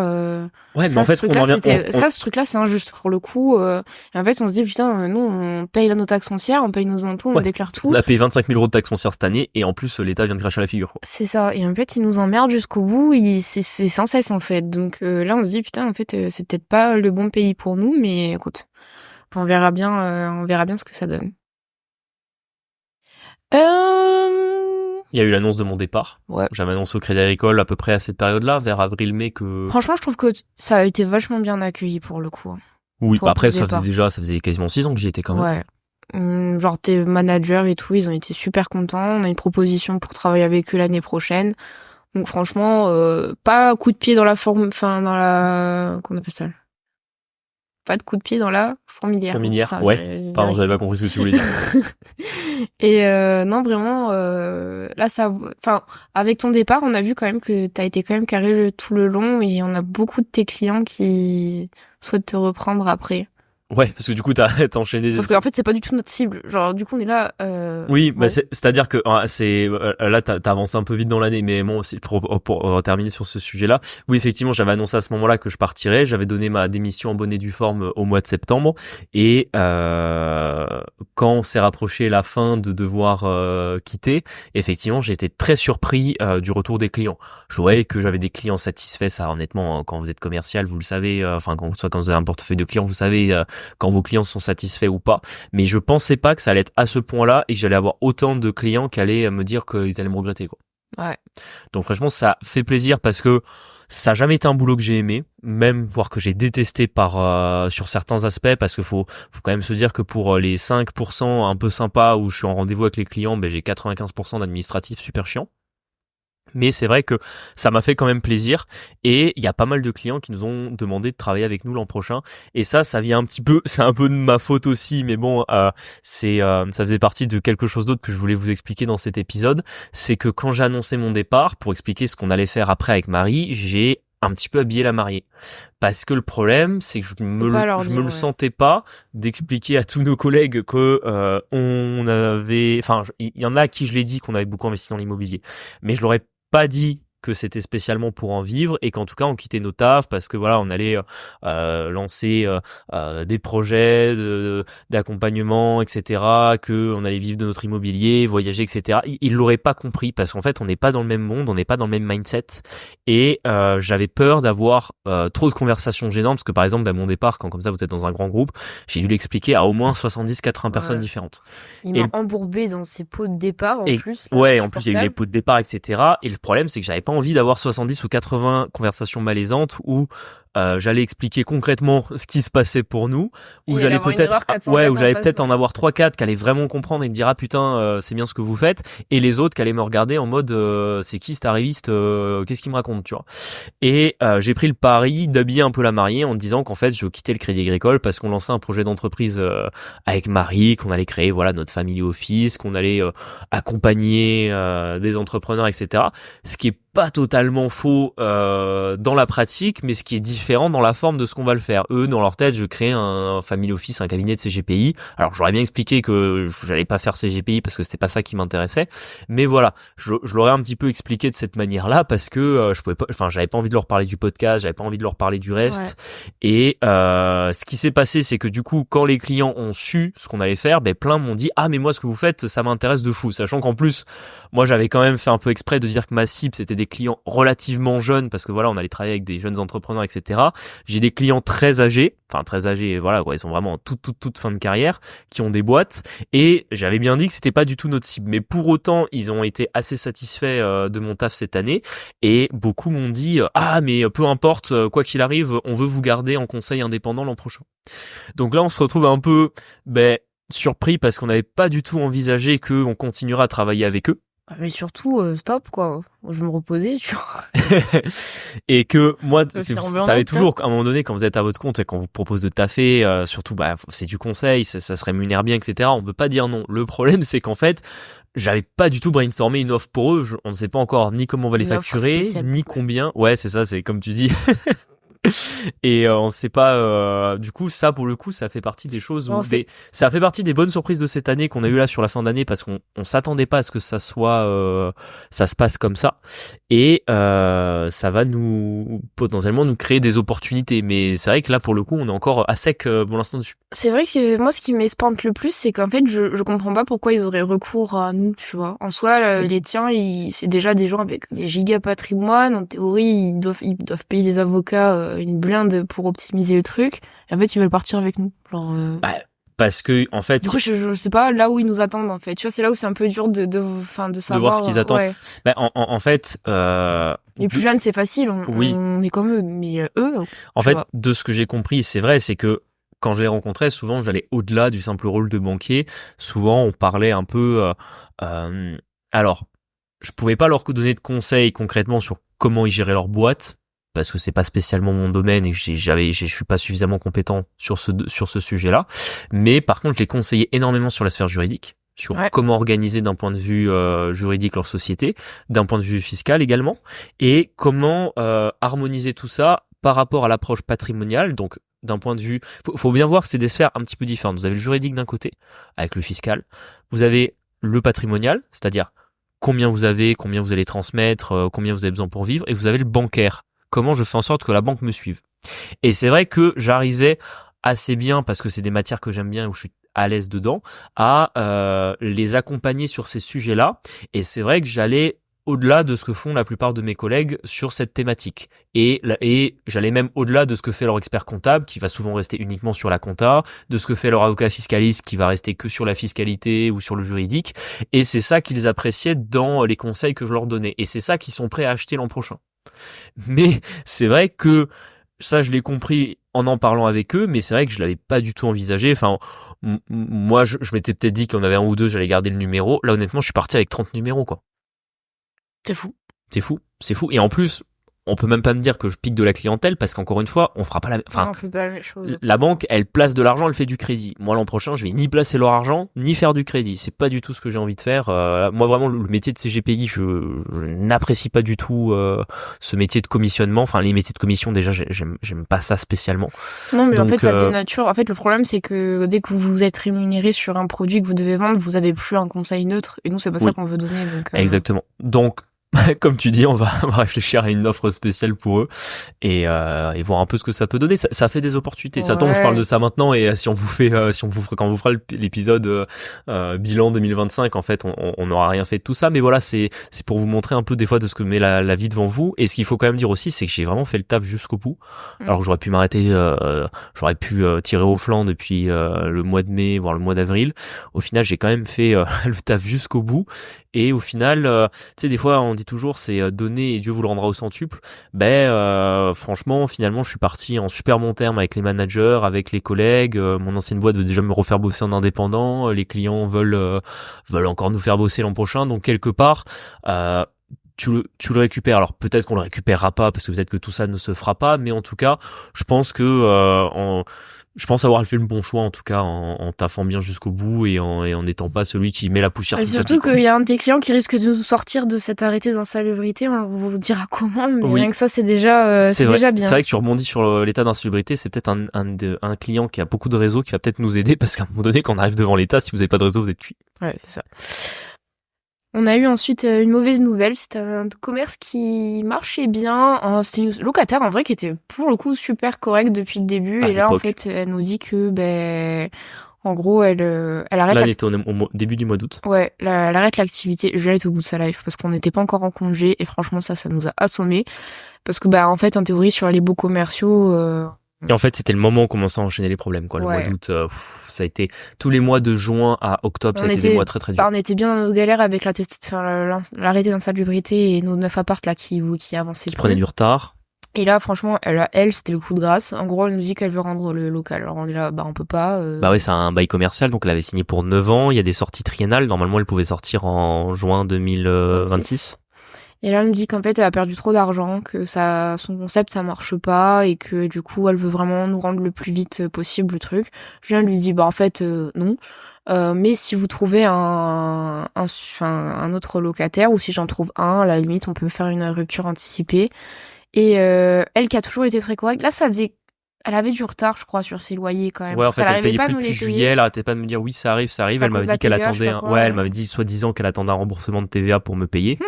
Et faut savoir qu'elle a jamais payé les loyers depuis juillet. On est en procédure contre elle, du coup. On est en procès. Et en fait, au final, t'as réussi assez rapidement. Je pense qu'en un mois, t'avais retrouvé. Ouais. T'avais retrouvé un locataire, mais en fait, elle nous a vraiment douillé parce qu'au final... Elle nous a laissé un local qui était sale, rempli de ses affaires. Oui. Elle avait quasiment rien débarrassé. En fait, on sait pas ce qui s'est passé dans sa vie. Elle a pété les plombs et c'est pas la première d'ailleurs. Elle a pété les plombs et en fait, elle a tout laissé. Elle a laissé sa caisse. Enfin, je veux dire, sa caisse, son TPE, c'est... comment on appelle ça, les caméras là, du mobilier, tout ça, ça vaut de l'argent. Donc, et surtout, elle nous a laissé un putain de rideau métallique qui a été vandalisé. Et en fait, le rideau, il pouvait pas se lever. Donc, essayer de relouer un truc où en fait le rideau se lève pas ou à moitié, elle l'a pas géré au final. C'est nous qui l'avons géré. Bien évidemment, les assurances, ils font chier à chaque fois. Ouais, on est en semi-litige avec les assurances également pour cette question de rideau métallique, parce qu'en fait, les assurances, c'est simple, vous les payez le jour où vous avez un sinistre, en fait, ils sont jamais là. Ouais, non, mais j'hallucine, celle-là, elle nous dit, on lui dit, mais on n'est pas couvert pour le vandalisme, parce qu'elle nous demande exprès d'aller porter plainte. À la fin, elle nous dit, en fait, vous n'êtes pas couvert pour le vandalisme. Non, mais vraiment, là, cette année, on a eu, je fais une micro-parenthèse rapide là-dessus, mais on a eu une année, les assurances et les banques. Vraiment, ça a été, c'est le moment où on s'est dit qu'en fait, oui, il y a le côté quand vous avez un bon partenaire et que vous pouvez enchaîner des OP et leverager les KE avec avec votre banquier pour emprunter, ça vaut le coup. Mais vraiment, sinon, les assurances et compagnie, faut lire tous les contrats, faut rien leur laisser, faut gratter au maximum parce qu'en fait, même quand ils sont censés vous accompagner pas. Et là, par exemple, on a des assurances protection juridique parce que du coup, on en reparlera à la fin. On a 3 procès en cours, mais en fait, ça elles ne servent à rien du tout, quoi. Et notamment le rideau métallique, c'est là où on a commencé à s'en rendre compte. Et là, du coup, on avance les frais pour un huissier, du coup, pour la mettre en demeure, parce qu'on s'est déjà fait avoir, là, on part direct avec l'huissier. En fait, il la trouve pas, on n'arrive pas à savoir où elle est partie. Déménagé. Elle a déménagé, donc c'est un peu emmerdant. Et tu vois, c'est là où faut retenir aussi des morales là-dedans, c'est que avec elle, on a été super carré. Enfin, j'étais super carré du début à la fin. On a été peut-être un peu trop correct. Un peu trop correct. Je lui avais fait 1 ou 2 mois de loyer, je crois, à l'époque où elle avait dû poser du triphasé dans le local, etc. Parce que soi-disant avec le triphasé, le local valait plus cher, etc. Enfin bref, on avait vraiment eu des bonnes relations. Elle m'avait négocié pas mal de trucs et comme vraiment j'avais l'impression que c'était quelqu'un d'honnête, j'étais un peu plus prêt à donner. Et ben tu vois, elle s'est montrée très incorrecte parce que finalement elle nous devait, avec taxe foncière, elle nous devait environ 1500 €, une fois que tu déduisais le dépôt de garantie. Et au final, comme elle est partie sans régler ça, sans régler le problème du rideau métallique, sans régler les 1500 € qui manquaient, ben moi ce que je fais maintenant, c'est qu'on la signe au tribunal, on lui demande 3000 balles de loyer, parce que du coup le dépôt de garantie, je vois pas pourquoi je le déduirais, c'est encore autre chose. Faut d'abord payer la totalité des loyers. Elle a pas voulu faire d'état des lieux. Elle a pas voulu faire d'état des lieux, et en plus le rideau métallique. Donc en fait là, on aurait pu s'en sortir, elle me payait 1500 € et c'était réglé. Là, probablement ça lui coûtait 4500 hors les frais de procédure. Ouais. Donc là, en fait là, par contre, on a peur qu'on perde contre elle parce que du coup, non, c'est pas qu'on a peur contre. En fait, c'est juste le problème, c'est que si on la retrouve pas ou qu'elle a des comptes à zéro, mais c'était quand même quelqu'un qui avait de l'argent, elle a de la famille qui a des business, etc. Il y aura toujours quelque chose à saisir. Ouais. Juste, ça va prendre du temps. Mais dans l'histoire, il faut toujours voir un peu la lumière, tu vois. Qu'est-ce que tu fais quand tu vas récupérer des clés de ce local-là? Tu passes devant le local d'à côté qui est à vendre. T'appelles et en fait giga prix, giga ouais, j'en avais parlé, c'était le truc où j'avais téléphoné, on m'avait dit 85 000 négociables. L'agent immobilier me dit 85 000 négociables au téléphone. Je suis là, bah en fait on visite demain. Du coup le lendemain je vais visiter et au final c'était un truc qui est même pas sur le bon coin en plus. Ouais, même pas sur le bon coin. Je pense qu'il l'avait publié nulle part parce que l'agent immobilier il avait une petite com sur l'opération, c'était pour rendre service à un ami et en fait il voulait je pense que j'étais le seul à le voir ce local. Oui. Et on est en train de l'acheter. C'est la dernière opération qu'on finance là où je vous parlais tout à l'heure que le nouveau banquier qu'on avait rencontré en juin va nous accompagner dessus aussi. Et en fait, comme quoi, c'est exactement ce que tu dis, c'est que des fois, quand comme ça, vous avez plusieurs coups du sort qui s'acharnent, vous avez à un moment donné, on vous le rend. Et là, effectivement, on me le rend parce que je l'ai négocié 74 000. Ce local, je pense qu'il vaut, il doit valoir 110. Non ouais, il doit valoir 30-40 de plus. Et on va le louer 1200 € par mois. Ouais. Payer 74 000. Donc, vous calculez la renta, on a 17%. On s'est gavé. Ouais. Enfin bon. Et ce qu'il faut dire aussi, et ça c'est peut-être le dernier point, on s'est un peu gavé, c'est qu'avec le départ de cette locataire-là, on lui avait fait un loyer à l'époque qui nous paraissait correct à 830 € par mois.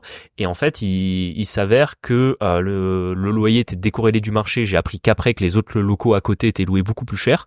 Et du coup, le nouveau locataire, il paye 1050 par mois. Exactement. Donc là aussi, on a augmenté notre renta en augmentant le loyer initial qu'on avait sous-pricé par rapport au marché. Exactement. Donc ça, c'était bon. Ça fait partie des choses où il faut voir un peu le positif. Dans les procès qu'on a en cours, en plus depuis, il s'est rajouté un litige avec la cuisine. Je pensais qu'il nous avait oublié, mais en fait non. La cuisine, ça date de avant qu'on ait lancé le podcast. Ça date de février 2023, quoi. Presque 2 ans. C'est vraiment des incompétents. Enfin bon, du coup on a contesté, j'ai eu, parce qu'en plus tout est à mon nom, bien évidemment. Ouais.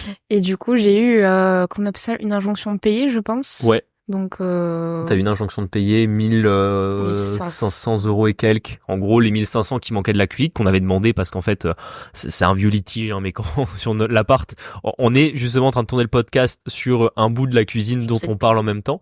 Et en fait, quand ils nous l'ont apporté à l'époque, il y avait plein de malfaçons sur notre cuisine. Donc en fait, on avait négocié un... Même il y a une obligation de vente et tout. Enfin, voilà. Ils ont dû la refaire. Il manquait des trucs. C'est ça. En fait, c'était que des escrocs. Pourtant, une grande boîte, hein. Enfin, je veux dire, une franchise nationale, hein. Ça s'appelle Cuisine Plus. Donc moi, on dit les termes. Ça y est, il est en roue libre. Là. Moi, on dit les termes. À un moment donné, il faut le dire. Hein, c'est avec Cuisine Plus, donc c'est quand même une franchise nationale, etc. Mais des escrocs. Faut savoir que c'est des franchises et que les franchisés, des fois, c'est des tout petits mecs qui ont même des fois plusieurs enseignes au sein de la même boîte. C'est une URL là. Donc... Et en fait, juste des escrocs. Oui, puis en fait, à l'intérieur, ils ont subi un turnover de malades et en fait, je pense qu'ils savent même pas ce qui s'est dit. Donc, bon, juste. Donc là, t'avais reçu une injonction de payer que bien sûr sur laquelle on s'est opposé vu que maintenant on commence à avoir une bonne équipe équipe d'avocats. Je pense qu'on a 3-4 avocats avec des compétences. C'est là que vous vous rendez compte que, tu sais, on sait pas si c'est parce qu'on commence à être avancé dans le business ou si parce qu'on vieillit, mais ça y est, maintenant on parle plus de mon avocat, on parle de mes avocats, tu vois, enfin de nos avocats, parce qu'en fait on en a 3 ou 4 dans des chacun pour des matières différentes. Ouais. Et effectivement, on s'est opposé à l'injonction de payer et normalement ça devrait aller au procès. Enfin, en tout cas, je pense d'abord en conciliation, là où on est prêt de leur lâcher un petit bout s'il faut terminer, mais en tout cas, sinon on s'opposera jusqu'au bout pour cette histoire, quoi. Y a un truc que j'aimerais un peu discuter, je pense que tu seras d'accord avec moi, c'est que quand même, on a eu des rencontres enrichissantes cette année. Ouais, énormément. Franchement, par rapport là, on avait un entourage, surtout de mon côté, où vraiment c'était un peu moyen, on a été un peu déçus. Au final, on a fait des bêtes de rencontres cette année, et franchement, le mood entrepreneur et tout, qu'on a un peu côtoyé cette année, c'est ultra galvanisant, je trouve. Pourtant des rencontres à chaque fois insolites. Des trucs qu'on s'attend pas à rencontrer un pote ou quelqu'un avec qui on va super bien matcher. Mais c'est vrai qu'on a fait pas mal de rencontres. On a fait des rencontres d'amis parfois. Ouais. On a fait des rencontres grâce au podcast. Ouais. On a fait des rencontres grâce à notre mariage avec des prestataires. Donc moi, franchement, on a fait pas mal de belles rencontres cette année, de gens sur lesquels on est vraiment alignés, que ce soit avec les valeurs, avec le mindset, avec la vision de la vie. Et vraiment, ça fait énormément plaisir parce que on est content d'avoir ces gens-là en fait, avec qui on peut échanger. On se sent un peu moins seul. C'est vrai que pendant longtemps, on s'est un peu senti seul parce que dans notre entourage, il y a personne qui fait comme nous et on voit bien qu'en fait personne ne comprend trop. Mais là, on a quand même une bonne team qui chacun son truc. Ils font pas spécialement comme nous, mais ils ont des business, etc. Et qui se donnent autant à fond et qui comprennent un peu des fois les phases par lesquelles on passe. C'était vraiment chouette, je trouve. Complètement. On se sent beaucoup moins seul. Il faut retenir que cette année, on a quand même doublé notre parc IMO. Ouais, ça franchement, c'est un peu zinzins cette année.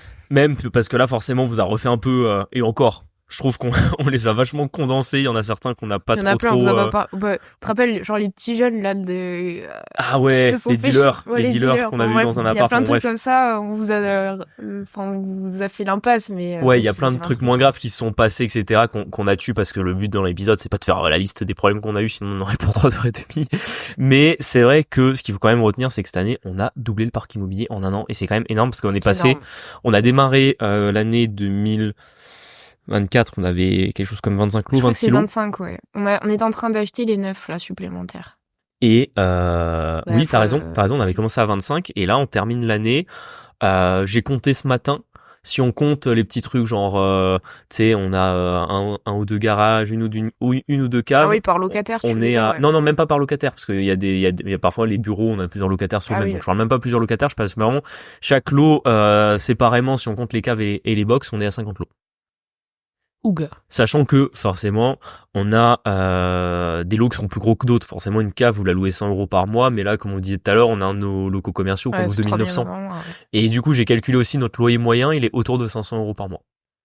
Ce qui est pas mal. Ce qui est pas mal, je veux dire, ce qui est très correct. Donc, vraiment, on a fait une année de zinzin où on a complètement doublé ce qu'on avait. Alors, en fait, déjà, les gens nous disaient, ouais, c'est pas mal et tout, quand on avait commencé l'année 2024, mais faut se dire que maintenant, on est x2. Ouais. Et c'est ce qui explique aussi, notre fatigue, les ennuis qu'on a eu, mais en soi on en est fiers et c'est l'objectif. On voulait partir de nos tafs, on voulait pas partir avec la sensation de se dire on n'a pas assez emprunté, on n'a pas assez optimisé le CDI. Là je pense qu'on était au bout du bout, on serait arrivé pas loin du moment où les banques auraient commencé à nous dire en fait là de toute façon vous êtes endettés, on vous suit plus du tout. Et c'est surtout que 2020 on s'était fixé un montant de cash flow par mois et en vrai il est quasiment atteint. Je crois qu'à 300 balles près, il est atteint. Ouais, c'est ça. C'est exactement ça. Donc, on est quand même content. On a atteint, en fait, c'est ça, c'est que t'as raison, parce que ça, j'allais oublier de le dire, mais en fait, on atteint des objectifs qu'on s'était fixés extrêmement longtemps. Et je me souviens même que quand j'ai commencé à m'intéresser à l'investissement, même avant l'immobilier, je m'imaginais être rentier à 27 ou 28 ans, je sais pas, j'avais comment dire, cette idée-là de me dire qu'il fallait 5-6 ans, j'avais 20 ans à l'époque, qu'il me fallait 7-8 ans pour y arriver, que ça me paraissait logique, et finalement on y est, tu vois, parce que là aujourd'hui on a 27 ans tous les deux, donc on a fait. On est très contents. Franchement, on est Et content de nous. Même si c'était dur, hein. Franchement, là, les derniers mois, c'était dur. Hein. Franchement, l'année, elle était longue, elle était éprouvante. Je crois que c'est l'année où on a eu le plus de problèmes. Ouais, franchement, en fait, cette année, vraiment, on a eu un nombre de problèmes qu'on n'aurait pas imaginé et vraiment, ça a été... Dans 2 ans, ça rappellera plus. Non, oui, c'est pour ça. C'est déjà, les problèmes de début d'année, tu les as déjà en partie oubliés. Ouais. Donc, comme quoi, on voit que le temps passe et qu'on retient que les bonnes choses et c'est ce qu'il faut. Mais je pense que c'est important de se satisfaire un peu quand t'atteins tes objectifs parce que, sinon, t'as toujours cette sensation de insatisfaction et de pas terminer. Et, je pense qu'à un moment donné, sans forcément prendre la grosse tête ou se saucer pour rien du tout, mais je veux dire, il y a un moment donné, il faut quand même se dire quand on atteint le but. Et là, on y est. Donc, c'est génial parce qu'en vrai, quand même, pour nous, c'est une page qui va se tourner. Ouais. Une grosse page où on voulait vous parler dans cet épisode-là de nos projets, mais sinon l'épisode va être beaucoup trop long, donc ça sera un autre épisode qu'on vous fera en début d'année. Ouais. Ça sera bien, c'est parce qu'on sait que vous aimez bien un peu ce type d'épisode où on se projette un peu. Mais c'est vrai qu'on termine un arc de nos vies. L'arc CDI, salarié, avec toutes les contraintes qu'il y a eu sur notre temps, sur notre fatigue, sur travailler pour un patron, sur des collègues avec qui on n'avait pas le même mindset, on n'était pas alignés, les embouteillages le matin, les tupes à midi, le fait de pas avoir de vie, les week-ends où t'es fatigué. Les week-ends où tu travailles pour ton IMO. Le fait que forcément vous êtes déjà un milliard de trucs en même temps et que du coup en fait par exemple il y a beaucoup d'amis qu'on a, c'est pour ça aussi on est content de s'être mariés, d'avoir vu tous nos amis, parce qu'il y a des amis qu'on n'a pas eu le temps de voir cette année malheureusement, et ça fait partie un peu des choses qu'on essaiera de corriger dans les années qui viennent, parce que on savait pourquoi on le voulait, c'était récupérer du temps et avoir cette liberté de pas forcément, enfin vous inquiétez pas, on va pas commencer à devenir les influx voleurs qui sont dans des Ferrari à Dubaï, hein, c'est pas du tout notre objectif, mais voilà, on voulait avoir du temps pour faire des choses qu'on aime, passer du temps avec les gens qu'on apprécie, et ça maintenant en tout cas on va pouvoir le faire. C'est l'objectif 2025. Exactement. Il reste un tout dernier point. Oui, c'est vous du coup. Conclure, c'est vous. Les auditeurs. Encore une fois, mille merci à vous de nous écouter, de nous suivre chaque semaine. Et franchement, en plus, on en a pas trop parlé sur la fin d'année parce que j'avoue que c'était relégué au second point de mes objectifs vu la montagne qu'on avait à faire. Mais le podcast a énormément progressé. Franchement, ouais. Franchement, les stats sur Spotify, là, vous savez, ils vous donnent le récap fin d'année. Nous, en tant que podcasteur, on a le récap version un peu créateur. On est à plus de 1000% sur les écoutes cette année. Donc, c'est simple. Notre podcast, c'est une crypto. Il fait 1000% par an, tu vois. Donc non, franchement, c'est cool. On espère avoir la même croissance l'an prochain, même y compris dans les toutes dernières semaines et tous les tout derniers mois de 2024 où on n'était pas forcément les plus actifs. On a continué à bien progresser. On a fait des belles rencontres grâce au podcast. À chaque fois qu'on a des retours d'auditeurs, c'est toujours des retours très sympas. Et franchement, ça nous touche. On a quand même une communauté super gentille. Franchement, à chaque fois, les messages qu'on reçoit, ils sont super cool. On a des abonnés qui sont ultra intéressants, avec tout niveau, mais toujours de la réflexion et tout, toujours sympathique et accueillante, et franchement pour ça on est ultra reconnaissant, donc c'est cool. D'ailleurs n'hésitez pas, c'est le moment, nous on réfléchit, on a des idées pour la suite du podcast, mais si vous voulez voir une certaine tournure sur le podcast ou des concepts, etc., n'hésitez pas à nous le dire, parce qu'on est ouvert à toutes les idées. Ou des idées de sujets, ou des idées, on aimerait bien, ça, tu vois, par exemple, c'est un de nos seuls regrets de l'année, c'est qu'on n'a pas eu assez d'invités. Ouais, on n'a pas, on a eu pas de temps, mais vraiment... La dernière fois, je réécoute notre intro, tu vois, qu'on met, c'est vrai que je la mets chaque semaine et des fois, je la réécoute plus pendant quelques semaines et j'ai réécouté, je sais plus pourquoi, en entier notre petit jingle d'intro sur nos épisodes. Je ne réécoute jamais, donc je vois pas, mais oui. En fait, je dis qu'on reçoit un invité par mois. Et en fait, cette année, je sais pas, on en a eu 5-6 peut-être, donc on en a eu un tous les 2 mois. Et c'est vrai que malheureusement, cette année, on n'a pas pu pour plusieurs raisons. Déjà, parce qu'on en avait parlé une fois, c'est pas toujours facile d'avoir des invités parce que, par exemple, il y en a tout le monde est occupé, déjà. Ouais, tout le monde est occupé. Il y en a un ou deux qui sont pas très carrés, qui nous ont un peu planté à la dernière minute. On donnera pas les noms, cette fois, je serai sympa. Et tous les autres, ils étaient super cool. Tous les autres étaient géniaux en tout cas, mais c'est vrai que ça prend un peu plus de temps. Enfin, on a plus facile avec Marie de s'organiser, de se dire bon, mais voilà, vas-y, c'est bon, on fait le podcast maintenant. Ou finalement, on le fera cet après-midi, etc. Que quand t'as quelqu'un, tu dois prévoir le rendez-vous, tu dois bloquer la demi-journée, tu dois être un petit peu avant pour être un peu en avance, pouvoir le brainstormer. Tu dois être un petit peu après au cas où finirait en retard. C'est pas la même liberté que quand on enregistre juste tous les deux, et c'est vrai qu'on a manqué tellement de temps cette année que malheureusement ça on n'a pas pu le faire, et ça sera un de nos axes importants cette année. On espère être plus invité ailleurs aussi, Ouais. Je pense que ça peut être sympa Voilà, de parce toute façon, on que aurait pas pu cette année, je pense, mais... et tu vois, ça c'est des choses qu'on apprend, c'est que franchement quand on a lancé le podcast, on savait pas si ça allait prendre, on savait pas si notre personal branding il allait intéresser quelqu'un, si Parce que nous, on fait ça un peu pour le plaisir, mais c'est vrai ouais, que... c'est ça. À la base, on savait pas si en tout cas les gens qui écoutent allaient nous apprécier. Et c'est vrai que avec les retours ultra positifs que vous faites, nous des fois on se dit en fait ça serait top d'être invité un peu ailleurs, d'aller voir d'autres émissions et de finalement avoir plus de gens qui nous écoutent et peut-être qui apprécieront un peu la vibes la vibe de Kick le Boomer Dream quoi. C'est clair. On arrive sur la fin de Ouais. l'épisode. On vous remercie de nous avoir écoutés. On se retrouve l'année prochaine. Ah, petite blague de boomeuse. Oui. Là, tu viens de prendre 10 ans juste avec cette blague.